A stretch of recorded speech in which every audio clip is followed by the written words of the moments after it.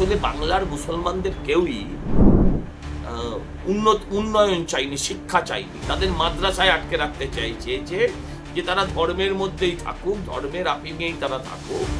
আর তাদের শুধু ভোটার করে রেখে দেওয়া হয়েছে, তাদেরকে মানুষ করার চেষ্টা করে। সিদ্দিকুল্লাহর নীতি হচ্ছে হাম দো হামারা দো নয়, হাম দো হামারা ছে। আরে ছেকে খাওয়াবে কে? এই প্রশ্নটা করলে ওপরের দিকে হাত দেখায়। যে চাকরিহারা শিক্ষকরা আন্দোলন করছে, আপনারাও গেছিলেন, আপনাদের প্রতিনিধি দল গেছিল, শুভেন্দুবাবু গেছিলেন, সেখানে দাঁড়িয়ে দেখা যাচ্ছে কল্যাণ বন্দ্যোপাধ্যায় আজকে তাদেরকে দাবি করছেন গুন্ডা বলে। দেখুন, ওনাকে যেটা বলতে ইচ্ছা করে গুন্ডা শব্দটা শোনার পর গুন্ডার সঙ্গে মিলিয়ে এটার উত্তরে সেটা আর আমি বলতে পারলাম না। আপনি বুঝতে পেরেছেন নিশ্চয়ই আমি কি বলতে চাইছি। বাংলার মানুষ সেটা বুঝতে পেরেছে, যারা কথাবার্তা বাংলায় বলে তারা জানে। ওর মাথার ঠিক কিছু নেই। ওর ছেলে হয়তো এরকম কোনো মাস্টারের কাছে পড়েছে, উনি হয়তো এরকম কোনো মাস্টার মশাইয়ের কাছে পড়েছেন, আজকে সেই মাস্টার মশাইদের গুন্ডা বলছেন। তাই খুব স্বাভাবিকভাবে আর চারবার আমাকে এই প্রশ্নটা করলে পরে আমি না দুম করে যে উত্তরটা দিতে ইচ্ছে করছে সেটা দিয়ে ফেলবো, তাই আর করবেন না।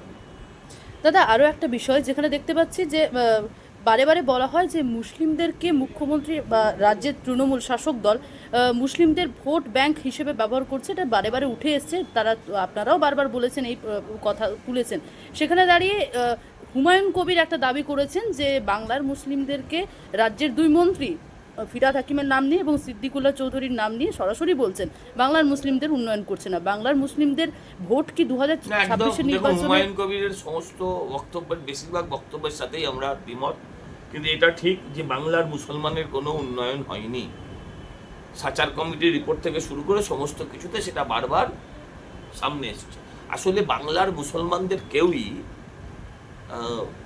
উন্নয়ন চাইনি, শিক্ষা চাইনি। তাদের মাদ্রাসায় আটকে রাখতে চাইছে যে তারা ধর্মের মধ্যেই থাকুক, ধর্মের আপিঙেই তারা থাকুক। আর তাদের শুধু ভোটার করে রেখে দেওয়া হয়েছে, তাদেরকে মানুষ করার চেষ্টা হয়। মুসলমানদের যদি শিক্ষা দেওয়া হয়, আজকে দেখুন দুবাইতে তো কোনো সমস্যা নেই, আপনি ইন্দোনেশিয়ায় তো কোনো সমস্যা নেই। বিশ্বের যে সমস্ত জায়গায় মুসলিমরা শিক্ষিত, তাদের কাছে এইসব করার সময় কোথা? আচ্ছা ছেড়ে দিন, কাশ্মীরের মানুষ যেদিন কাজ পেয়ে গেল সেদিন তারা ঢিল মেরে পয়সা রোজগার করার পথে চলল না। বিষয়টা সেই জায়গায়, বিষয়গুলো সেই জায়গায়। মানুষের কাছে শিক্ষা আর শিক্ষা থেকে কর্মসংস্থান, এ দুটো রিলেটেড। যেহেতু শিক্ষার অভাব, ফলে তাদের কর্মটা ওরকম নিচু স্তরের কর্ম করতে হয় তাদের বেশিরভাগ ক্ষেত্রে, ফলে তারা এই ধরনের হুলিগানিজম করে। দাদা, ওদের নীতি হচ্ছে, সিদ্দিকুল্লাহর নীতি হচ্ছে হাম দো হামারা দো নয়, হাম দো হামারা ছে। আরে ছেকে খাওয়াবে কে? এই প্রশ্নটা করলে ওপরের দিকে হাত দেখায়। কিন্তু যে শিক্ষিত হবে সে এইটা করবে না, সেটা আল্লাহ দেন বলে এগুলো এই ধরনের ঘটনা তারা ঘটাবে না। তারা সেই ক্ষেত্রে তারা পরিবার পরিকল্পনা করবে, তারা তাদের ছেলে মেয়েকে মানুষ করার পরিকল্পনা করবে, শিক্ষায় শিক্ষিত করার পরিকল্পনা করবে। করলে তখন দেখবেন আর এই ধরনের অসামাজিক কাজ তারা কেউই করবে না। দাদা, একটা বিষয় বারে বারে উঠে আসছে যে হুমায়ুন কবিরের আবারও দল বদলের পরিবর্তন হতে পারে বা কংগ্রেসে যোগদান করতে পারে। প্রিয়াঙ্কা গান্ধী নাকি তাকে ফোন করছেন, তার দলের লোকজন ফোন করছেন। প্রিয়াঙ্কা ফোন করেছে আমি বলতে পারবো না। এখন হুমায়ুন কবির কোন দলে যাবে, কি করবে, আমি কি করে বলবো? আমি তার এজেন্ট? নিজেও দল খুলতে পারে, যেরম কথা বলছে তাতে মনে হচ্ছে নিজেও দল খুলতে পারে।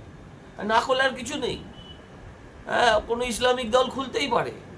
ওনার কথার ভেতরে এর আগে আপনাদের হয়তো মনে আছে কিনা জানি না, কিছুদিন আগেই উনি বলেছিলেন যে তৃণমূলে